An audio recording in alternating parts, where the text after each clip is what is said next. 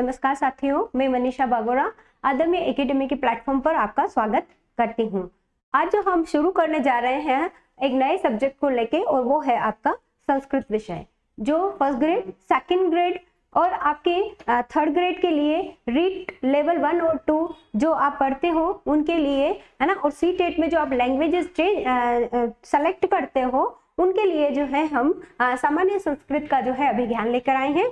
इसके अलावा इसके बाद जो है हम जैसे जैसे चलते रहेंगे, इसके बाद हम फर्स्ट ग्रेड और सेकंड ग्रेड के लिए भी आपके बैचेस जो हैं यहीं से शुरू कर रहे हैं, और आज के बाद से आपको रेगुलर मिलते रहेंगे। ठीक है ना। तो आज हम शुरू कर रहे हैं हमारा संस्कृत में। देखिए, सबसे पहले अगर किसी चीज को अगर आप पढ़ना चाहते हो, व्याकरण को, अगर संस्कृत व्याकरण को अगर आप पढ़ना चाहते हो, तो सबसे पहले आपको जो है माहेश्वर सूत्र का ज्ञान होना बहुत आवश्यक है। क्योंकि अगर आपको माहेश्वर सूत्र पता है तो आगे जो आप संधि पढ़ते हैं, है ना, जो संज्ञा पढ़ते हैं, वो सारे के सारे इसी के ऊपर डिपेंड होते हैं। तो चलते हैं हम आज सबसे पहले माहेश्वर सूत्र की तरफ। ठीक है।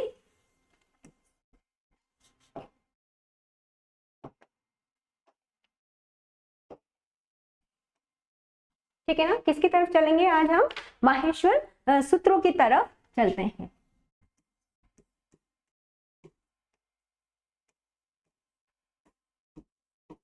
माहेश्वर सूत्रों की हम यहाँ पर बात करेंगे। देखिए, इससे पहले मैं आपको एक थोड़ा सा है ना कहना चाहती हूँ कि जो ये माहेश्वर सूत्र है वह आया कहाँ से है, और ये परंपरा जो है वह कहाँ से प्रारंभ हुई है। देखिए, माहेश्वर सूत्रों की जब हम बात करते हैं तो ऐसा माना जाता है कि व्याकरण में जो है दो परंपराएं, है ना, व्याकरण में जो है कितनी परंपराएं? दो परंपराएं जो है चलती हुई आ रही है ना। इस जो आपकी परंपराएं हैं वो चलती हुई आ रही हैं, है ना। तो इन दो परंपराओं में जो आपकी पहली परंपरा है वह है बृहस्पति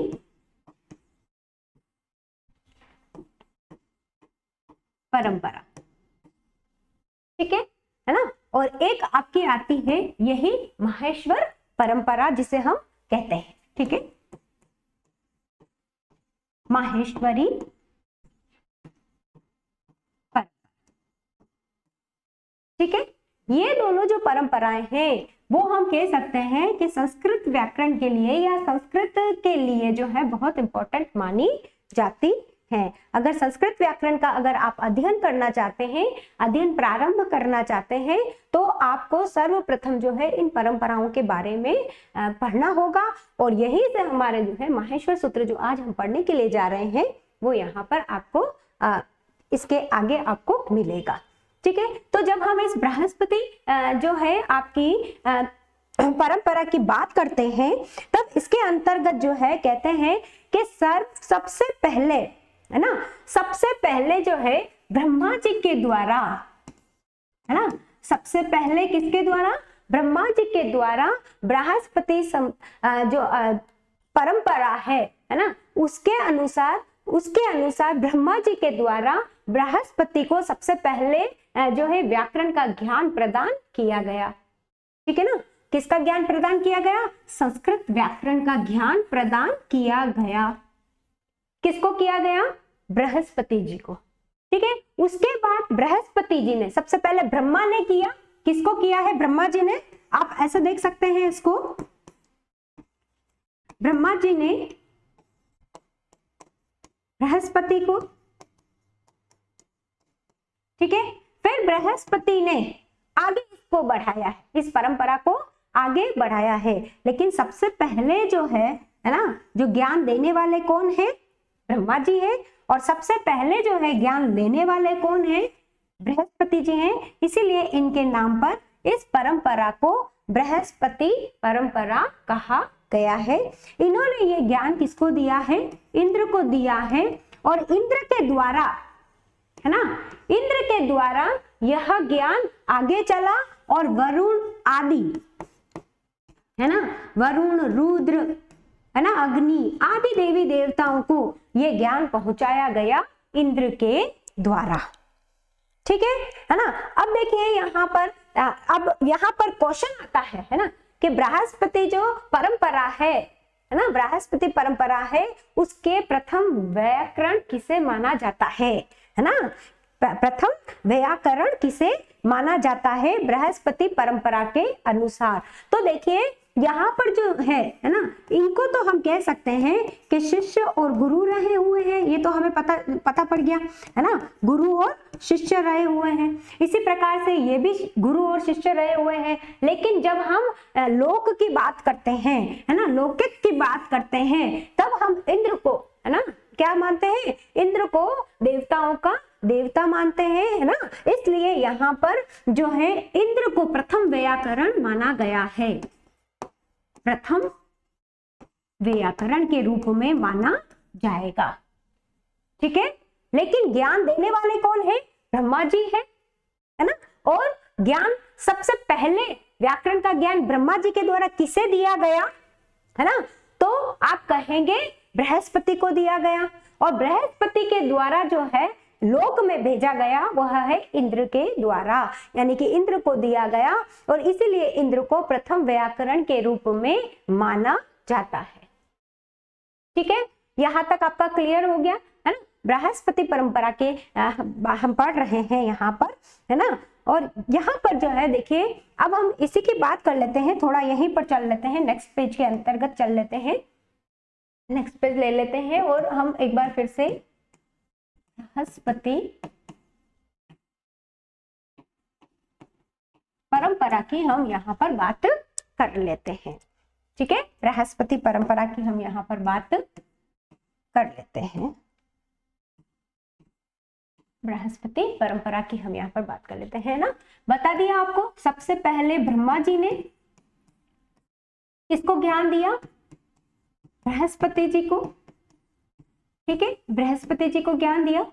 इसके बाद बृहस्पति जी ने इंद्र को ज्ञान दिया, किसका, संस्कृत व्याकरण का, जो यहाँ पर लौकिक हुआ, जो यहाँ पर क्या हुआ, लौकिक हुआ।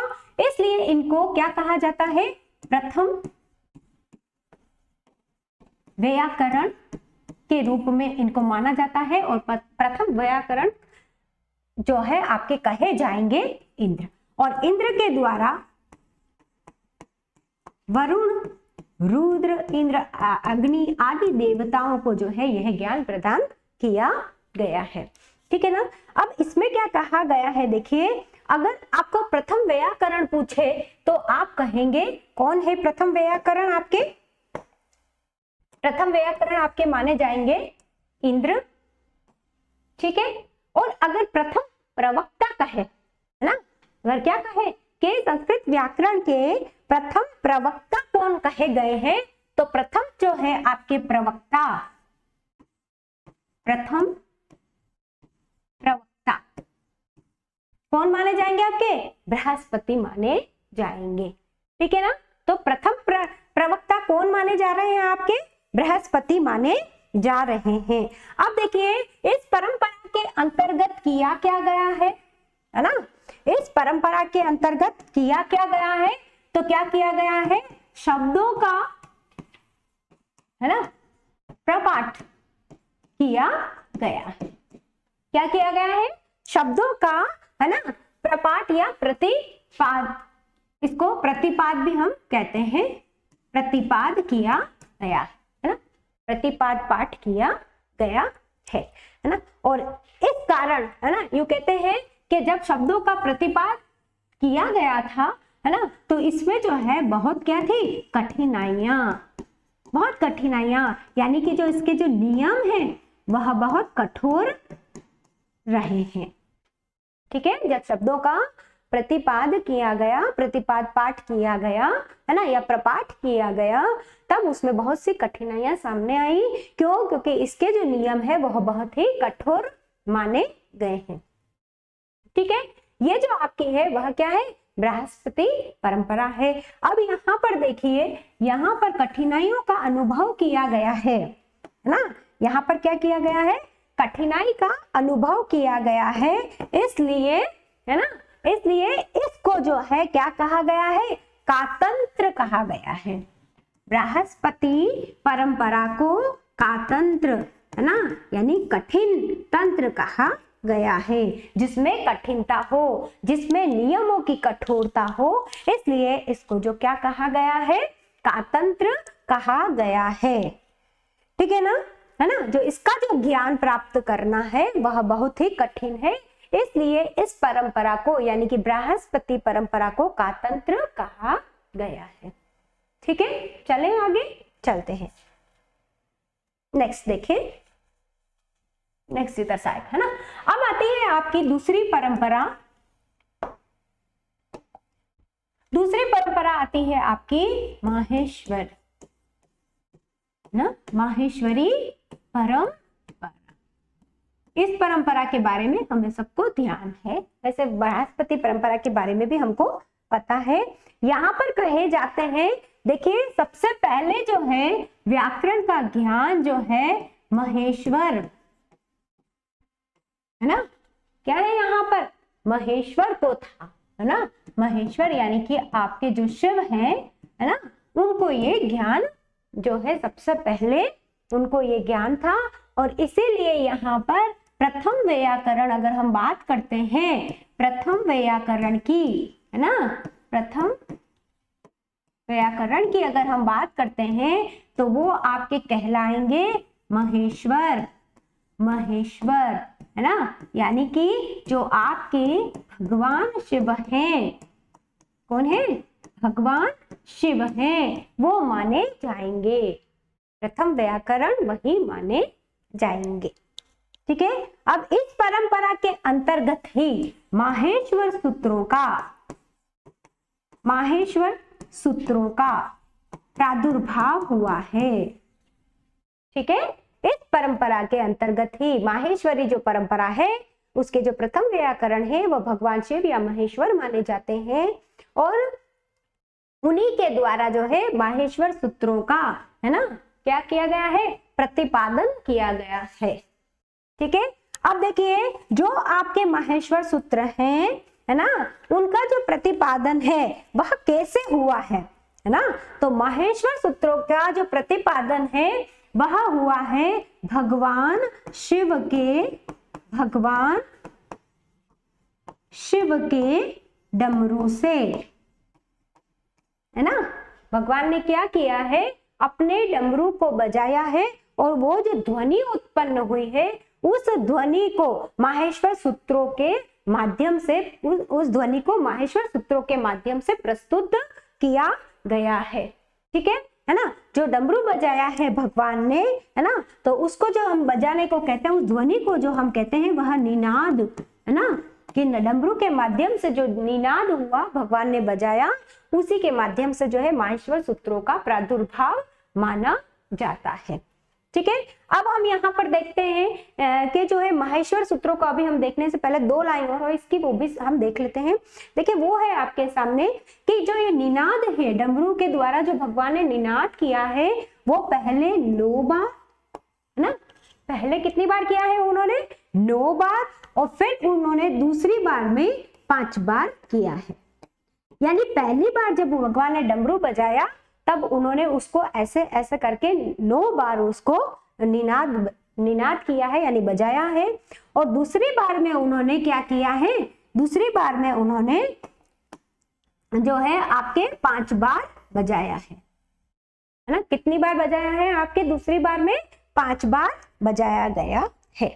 जो डमरू का वादन है प्रथम बार 9 बार किया गया, और द्वितीय पक्ष में यानी द्वितीय रूप में जो है 5 बार बजाया गया, और इस प्रकार आपके कितने जो है 14 माहेश्वर सूत्रों को माना जाता है, 14 माहेश्वर सूत्रों को माना जाता है। अब जो आपके ये माहेश्वर सूत्र हैं, है ना, जो आपके माहेश्वर सूत्र हैं, इन माहेश्वर सूत्रों के माध्यम से, है ना, पाणिनि को, है ना, अब इन माहेश्वर सूत्रों का, है ना, जो माहेश्वर सूत्र हुए हैं कितने हुए हैं, 14 हुए हैं, क्योंकि भगवान शिव ने सबसे पहले जो डमरू बजाया, डमरू का वादन किया, उसमें निनाद में 9 बार बजाया, और दूसरी बार में उन्होंने कितनी बार बजाया, 5 बार, है ना, दूसरी बार में उन्होंने कितनी बार बजाया, 5 बार बजाया है, इसलिए 14 माहेश्वर सूत्र हुए हैं।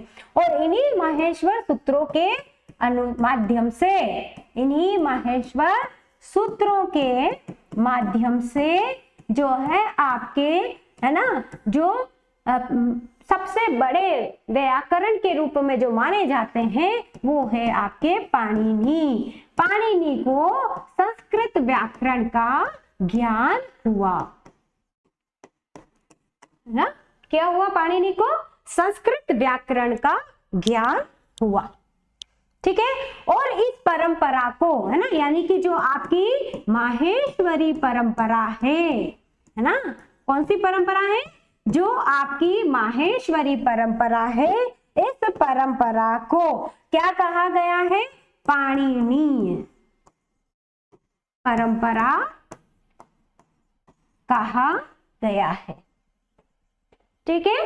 यहां तक आपको क्लियर हो गया, है ना? पाणिनीय परंपरा इसको कहा गया है। और वर्तमान में इसी परंपरा के अनुसार, है ना, वर्तमान में इसी परंपरा के अनुसार, है ना, हम व्याकरण का ज्ञान करते हैं और इसे जो है मनोवैज्ञानिक रूप से भी, है ना, सिद्ध माना गया है, वैध या और विश्वसनीय माना गया है और यह सर्वग्राह्य परंपरा मानी गई है, ठीक है। तो सबसे पहले जो आपका व्याकरण का जो अध्ययन किया जाता है, जब हम उसको खोलते हैं, जब पहला पेज आप खोलोगे किसी भी बुक का, तो आपको सबसे पहले व्याकरण के ज्ञान के अंतर्गत, है ना, व्याकरण की परिभाषा के अलावा, है ना व्याकरण, है ना, व्याक्रियन्ते, है ना, ऐसा जो आपकी उसकी व्युत्पत्ति है, उसको देखने के बाद आप जो महत्वपूर्ण रोल देखते हो वो है आपकी परंपराओं का। और आपकी रीट में फर्स्ट ग्रेड में, सेकंड ग्रेड में, है ना, इससे क्वेश्चन जरूर बनता है, ठीक है ना, क्योंकि ये सामान्य संस्कृत है तो इसके अंतर्गत आपके क्वेश्चन बनेंगे ही बनेंगे। यहां तक हम आ गए हैं। अब पाणिनि के द्वारा जो है, जो माहेश्वर सूत्र कहा गया है, उसके बारे में हम बात करते हैं और उसके बाद जो है हम पाणिनि के बारे में बात करेंगे, ठीक है। तो सबसे पहले हम माहेश्वर सूत्रों की बात करते हैं। तो सबसे पहले हम माहेश्वर सूत्रों को जो है पहले लिख लेते हैं ताकि हम उसको आराम से पढ़ सकें, है ना। पहला है आपका माहेश्वर सूत्र, जो है आपका वह है अ ई उ ण, ठीक है। ऐसे 1 2 3 करके लिखेंगे ताकि हमको आराम से याद भी हो जाए, ठीक है। दूसरा है आपका री ली क, फिर आ जाएगा आपका ए ओ ंग, ए ओ ंग। चौथा है आई औ च, ठीक है। पांचवा आ जाएगा आपका हय वरट, ह य व र ट। छठा आएगा आपका ल ण, ठीक है। इसके अलावा देखिए आप यहाँ पर, यहाँ तक आप आ जाते हैं, उसके बाद जो है हम इसको ऐसा डिस्क्राइब से पढ़ेंगे ताकि हमको जल्दी याद हो जाए, ठीक है। यहाँ तक आ गए हम, 6 यहाँ तक हो गए हैं आपके। इसको इसी रूप में आप याद करोगे तो आपको जल्दी याद हो जाएगा, है ना। अब आएगा आपका यमंग न न म, ठीक है। यहाँ पे कोमा आएगा, है ना। 5 नंबर हो गया। अब आप 4 नंबर में चलें। कैसे पढ़ना है इसको मैं आपको बता दूंगी। ज ह ञ, ठीक है। ज ह य ग ढ ग भ, भ आएगा, ग ढ ध ह, 4 हो गया। अब आएगा आपका 3, जब गड़ दश, ज ब ग ड़ द श, ठीक है। जब गड़ दश हो गया। अब आ गया दूसरा नंबर ख फ ख फ छ ट, है ना, ख फ छ ठ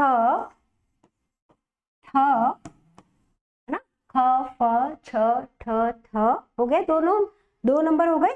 अब आएंगे आपके यहाँ पर च ट च ट त व, बिल्कुल च ट त व। ठीक है, ये एक नंबर हो गया। अब एक में क्या बचा है, क प य, क प य आ गया आपका, क प य आ गया। फिर आ जाएगा आपका श श स, फिर आ जाएगा आपका ह ल। ठीक है, श श श र, हलन तो न आएगा, ये य है, ये आ जाए।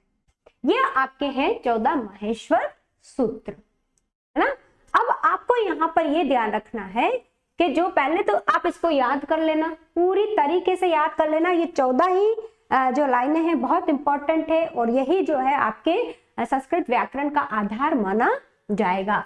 अ इ ऊण रे ली क ए औंग आई औच ह य व र ट लण य मंगण नम ज भय घड धश, है ना, घड़ दश। ठीक है, भ ज भ घड़ दश, ख प छ ठ, ठ से ठटेरा वाला है ना, ठ थ चट तव कपय श श शर हल। ठीक है, अब इसमें जो है आपको एक बिल्कुल वैज्ञानिक तरीके से आपको इसको याद करना है। देखिए, जो आपके यहाँ पर माहेश्वर सूत्रों के प्रथम 4 सूत्र हैं, है ना, प्रथम 4 सूत्र जो हैं वह क्या है, आपके स्वर हैं। ये बिल्कुल आपको ध्यान में रखना। ठीक है ना, जो आपके प्रथम 4 हैं वो क्या है, आपके स्वर है। ठीक है, फिर आप यहां पर देखेंगे ये यहां से लेकर, है ना, ये जो आपका 5वां और आपका 6ठा जो है ना, ह को छोड़ देंगे अगर हम, तो आपका ये देखोगे, है ना, तो यर लव, ये क्या है आपके अंतस्थ, ये क्या है आपके अंतस्थ।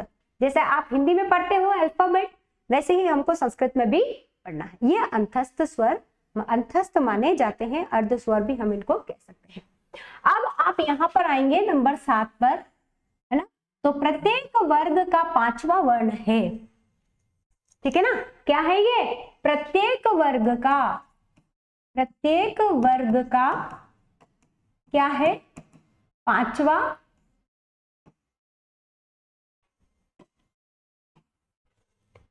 प्रत्येक वर्ग का 5वां वर्ण आएगा। देख लीजिए, प्रत्येक वर्ग का 5वां वर्ण है ना, तो इनको क्या कहेंगे हम, पंचम वर्ण, है ना, या नासिक्य वर्ण, ये हम कहते हैं। ठीक, 5 हो गए, है ना। 1 से जो 4 तक हैं आपके, वो क्या होंगे, आपके स्वर होंगे। 5 से 6 जो है आपके क्या होंगे, अंतस्थ कहलाएंगे, है ना। और 7 वाला जो आपका सूत्र होगा, यमंगण नम, ये जो है आपका पंचम वर्ण कहलाएंगे। सारे वर्ग का 5वां वर्ण है, इन्हें नासिक्य वर्ण भी हम कहते हैं। ठीक है, फिर देखिए आपका 8वां और 9वां यहां पर चलेंगे, है ना, तो क्या आ जाएगा, ये प्रत्येक वर्ग का, प्रत्येक वर्ग का क्या है, ये चौथा वर्ण। ध्यान से देख लीजिए आप, बिल्कुल आपको याद हो जाएगा। आप ये मत सोचिएगा कि ये है क्या, है ना। आप अगर ऐसे याद करेंगे इसको, तो इसको जो है आपको पढ़ने में बहुत सरलता हो जाएगी। ये प्रत्येक वर्ण का चौथा वर्ण है। ठीक है, और आप अगर इस 10वें नंबर को देखेंगे, है ना, 10वें नंबर को हम देख लेते हैं। अगर आप इस 10वें नंबर को देखते हैं, ये वाला, है ना, जब घड़ दश, तो ये क्या है, प्रत्येक वर्ण का, प्रत्येक वर्ग का तीसरा वर्ण। कौन सा वर्ण है, तीसरा वर्ण। ठीक है ना, देख लेना आप। अब नंबर 11, है ना, 11 को देखेंगे, एकादश, है ना। अगर आप इसको देखोगे तो आपका ये हो जाएगा प्रत्येक वर्ग का दूसरा वर्ण। ठीक है, और इसी का अगर आप आधा देखते हैं, है ना, इसी का आप क्या देख रहे हैं, इसी का आप आधा देखेंगे तो च ट त व क प य, यहां तक आपका क्या आ जाएगा, पहला वर्ण। प्रत्येक वर्ग का पहला वर्ण आपके सामने आ जाता है। ठीक, और अब आपका बचता है लास्ट, है ना। अब आपका क्या बचता है, लास्ट बचता है, वह जो है आपका क्या हो जाएगा, ऊष्म वर्ण, है ना। ऊष्म वर्ण है श श श, है ना। ये क्या हो जाएंगे, आपके ऊष्म वर्ण के अंतर्गत आ जाएंगे। ऊष्म वर्ण, ठीक है। ये हो गई आपकी पूरी अल्फाबेट। बहुत इजी है, इसको याद रखना, कोई ज्यादा दिक्कत आपको नहीं आएगी, है ना। कुछ भी दिक्कत नहीं आएगी इसको याद करने में। क्यों नहीं आएगी, क्योंकि सबसे पहले स्वर आते हैं, फिर अंतस्थ आते हैं, फिर पांचवा वर्ण, चौथा वर्ण, तीसरा वर्ण, दूसरा वर्ण, पहला वर्ण, और फिर आपके ऊष्मा आएंगे। अगर आप इसको ऐसे याद रखेंगे तो कंप्लीटली आपको ये याद हो जाएगा। ठीक है, चले आगे। ये आपको पढ़ना है और आपको याद रखना है। जब भी हम आपकी जो है संधि जब पढ़ेंगे तब इसमें आपको बहुत जरूरत पड़ेगी। ठीक है, अब देखते हैं हम कि जो है आपका जो ये माहेश्वर सूत्र है, इसको जो है हम दूसरा और अन्य नाम इसका क्या है। ठीक है, नया पेज हम ले लेते हैं और अब हम देखते हैं जो इसको आपको जो है दूसरा नाम है, यहां पर हम इसको कह सकते हैं शिव सूत्र जाल, है ना। क्या कहेंगे हम इसको, शिव सूत्र जाल, यानी कि शिव के द्वारा, है ना, जो सूत्र प्रदान किए गए हैं उसका ये एक जाल है ना। कितने, 14 है ना पूरे माहेश्वर सूत्र, और कितनी बार बजाया गया है, प्रथम बार में 9 बार, है ना, और द्वितीय बार में 5 बार बजाया गया है। और इस हिसाब से अगर आप देखोगे तो 14 माहेश्वर सूत्र, यहीं से हम उसकी उत्पत्ति मानते हैं। ठीक है, अब हम इसको क्या कहते हैं, अक्षर समाम्नाय।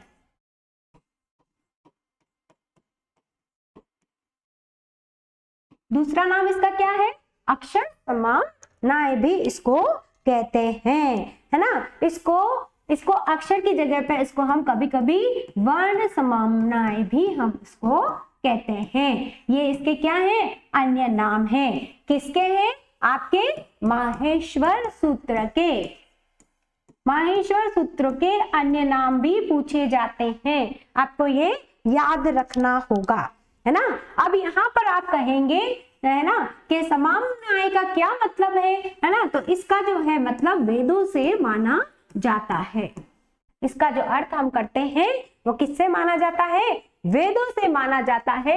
इसका मतलब ये जो वर्ण है ये कैसे हैं, ये वर्ण वेद के द्वारा कहे गए हैं, या ये वेद वर्ण है, या ये किस प्रकार के वर्ण है, वेद वर्ण है, या वेद अक्षर है ना, या अक्षर वेद है। इस तरीके से आप इसको पढ़ सकते हैं, है ना। कैसे पढ़ सकते हैं हम इसको, अगर आपको अक्षर है ना, तो अक्षर वेद यानी वेदों के अक्षर हैं, है ना। वर्ण अक्षर, है ना, वेदों में आए हुए वर्णों के, है ना, अक्षर है। ये आपको यहाँ पर ध्यान में रखना पड़ेगा। ठीक है, अब देखिए, अब कहेंगे हम कि भाई इससे हम कैसे व्याकरण पढ़ेंगे, है ना। आप ये प्रश्न पूछोगे मुझसे कि मैडम आपने ये बता तो दिया है, लेकिन अब इसका व्याकरण से क्या वास्ता है ना। तो देखिए, माहेश्वर सूत्रों के द्वारा क्या किया जाता है, आपके यहाँ पर हमारी संस्कृत में क्या किया जाता है, प्रत्याहार सूत्रों का निर्माण किया जाता है। प्रत्याहार सूत्रों का निर्माण करने का कार्य जो है आपका, है ना, किसके द्वारा किया जाता है, प्रत्याहारों का निर्माण जब हम करते हैं तो माहेश्वर सूत्रों को जो है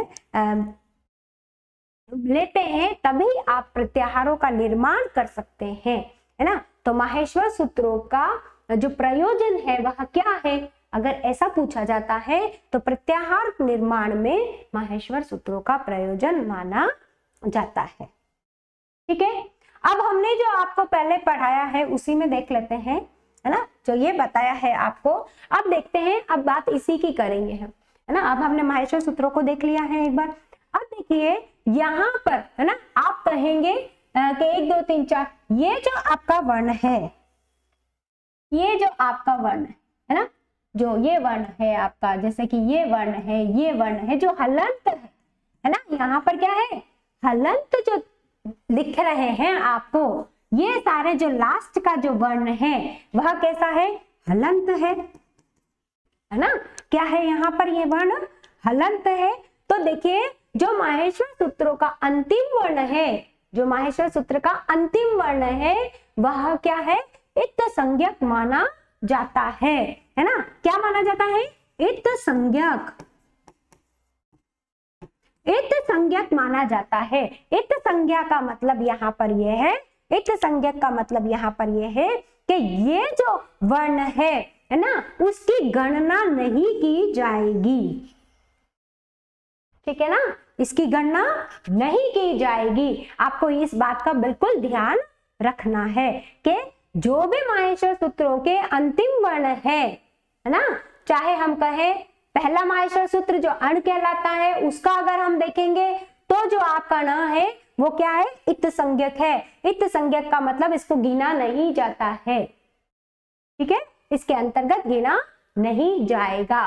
ठीक, आपको ये ध्यान रखना है। यहाँ पर सारे वर्ण आ गए, सारे वर्ण को आप देख लीजिए, इसको देख लीजिए आप, इसको देख लीजिए आप, इसको, है ना, इसको, फिर ये व है इधर, है ना, फिर ये य है, फिर र है और फिर ल। यानी कि माहेश्वर सूत्रों के अंतर्गत कितने इत्त संज्ञक वर्ण हैं, यह भी क्वेश्चन आपको पूछा जाएगा, ठीक है। तो आपको यहाँ पर दिख रहा होगा 1 2 3 4 5 6, है ना, 7 8 9 10 11 12 13 14, ऐसे जवाब दे दोगे, है ना। पर ये नहीं है, क्या नहीं है, पर आपका 14 जो है इत्त संज्ञक वर्ण नहीं होंगे। क्यों, क्योंकि यहाँ पर एक और साइंटिफिक है, और आपके टोटल जो इत्त संज्ञक वर्ण होंगे वो कितने होंगे, आपके 15 होंगे। अब आप पूछोगे एक कहां से आया, तो ये जो आपका लण है ना, हम इसको देखेंगे, है ना, ये जो आपका लण है इसके अंतर्गत, है ना, इसके अंतर्गत क्या है, आपका अकार है ना, इसके अंतर्गत क्या है, अकार है। अकार है इसका मतलब मैं अभी आपको बताती हूँ क्या है, थोड़ा समझ लेते हैं इसको, है ना। तो देखिए ये जो आपका ल है ये पूरा है, हमने यहाँ पर इसको क्या हलंत नहीं किया है। आपने जब इसको हलंत नहीं किया है तो आप इसको हलंत करोगे तो इसके साथ में क्या आ गया है, तभी तो आप ल बोल रहे हो। लेकिन यहाँ पर जो ये अ है ना, यहाँ पर जो ये अ है, अकार की भी, है ना, इस अकार की भी क्या हो जाती है, इत्त संज्ञा हो जाती है। और टोटल जो माहेश्वर सूत्रों में इत्त संज्ञक वर्णों की जो संख्या होगी वह इस प्रकार से कितनी हो जाएगी, आपकी 15 हो जाएगी। बिल्कुल ये याद रखना है, बहुत छोटा सा है, आपको याद भी हो जाएगा और आप फटाफट ऐसे गिन के कि भाई 14 होते हैं, 14 ही तो सूत्र है और उसका जो अंतिम वर्ण है वह इत्त संज्ञक है तो टोटल 14 हो गए, ऐसा नहीं होगा।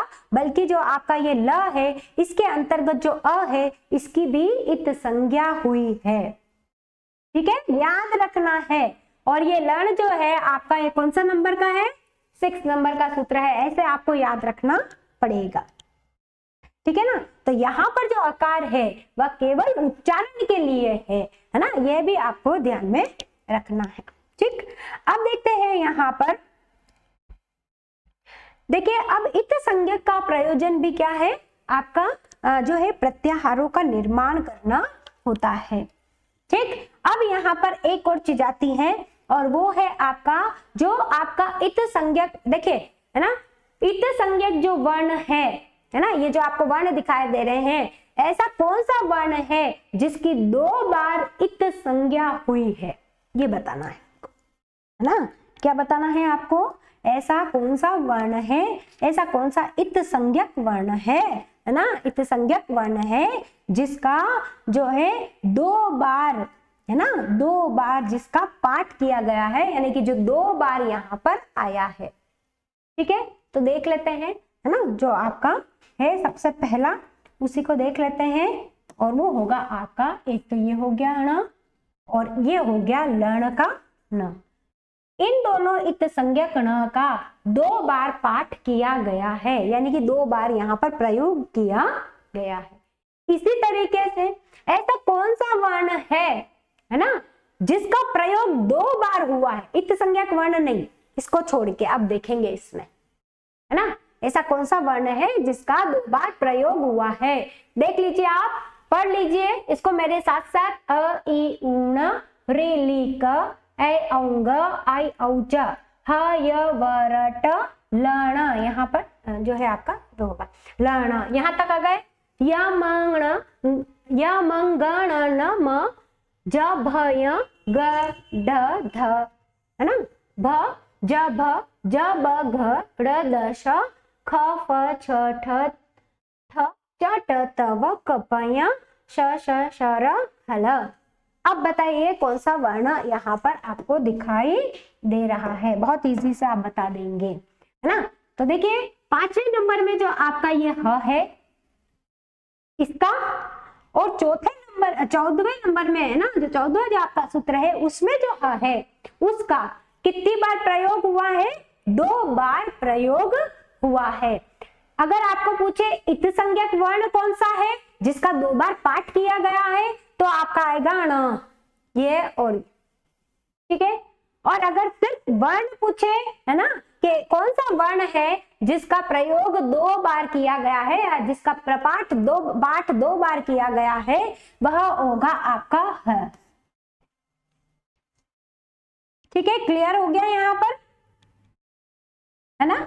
ध्यान रखना है ना, कौन कौन से और कौन से सूत्र में आए हैं, तो आपको हय वरट और हल। अगर सूत्र पूछे तो आपको ये दोनों पूरे के पूरे सूत्र लिखने हैं। कितनी बार आया है, 2 बार, कौन सा वर्ण आया, तो सिर्फ ह लिखना है, ठीक है। अगर इसी के बारे में अगर आपको पूछे कि वह कौन सा सूत्र है जिसमें जो है इत संज्ञक वर्णों का 2 बार पाठ किया गया है, तो अ इ ऊण और लण, दोनों ही सूत्रों को आपको इंगित करना होगा। ठीक है, यहां तक हम आ गए। बहुत इजी है, इसको पढ़ना बहुत इजी ही है। क्या करना है, सिर्फ ये आपको सूत्र याद रखना है। उसमें आपको ये देखना है कि जो प्रथम जो हमारे 4 सूत्र हैं वह क्या है, स्वर है ना। क्या ध्यान रखना है आपको, प्रथम जो आपके 4 सूत्र हैं वह स्वर है। दूसरे 5वां और 6ठा जो है आपका क्या है, वह अंतस्थ है। 7वां जो है आपका पंचम वर्ण है।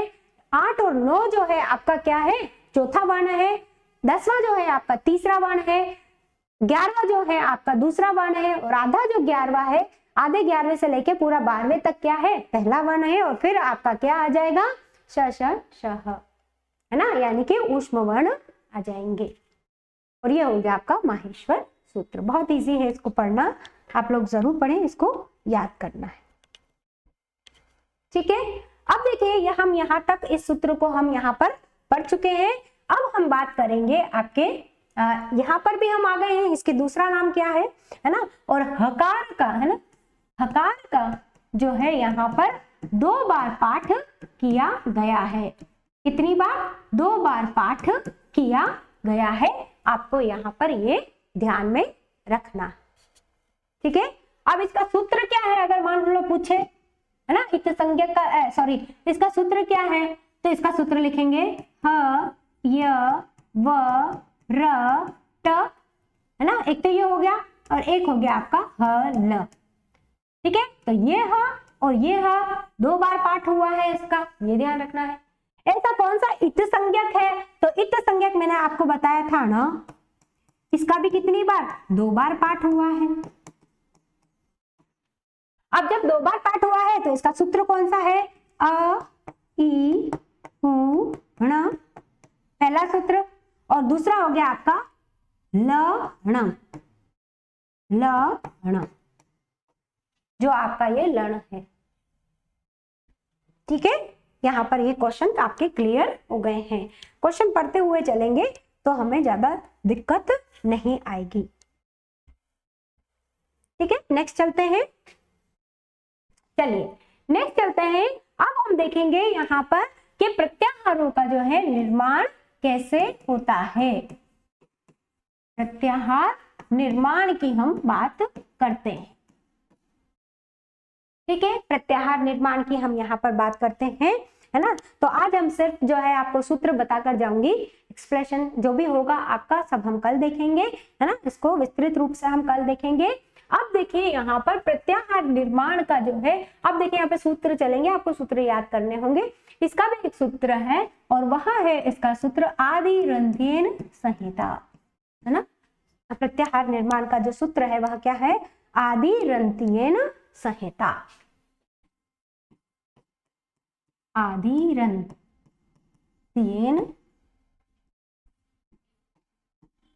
संहिता, ये है इसका सूत्र, ये प्रत्याहार निर्माण का सूत्र है, इसीलिए इसे प्रत्याहार, है ना, क्या कहते हैं, प्रत्याहार संज्ञा विधायक सूत्र कहते हैं। प्रत्याहार संज्ञा विधायक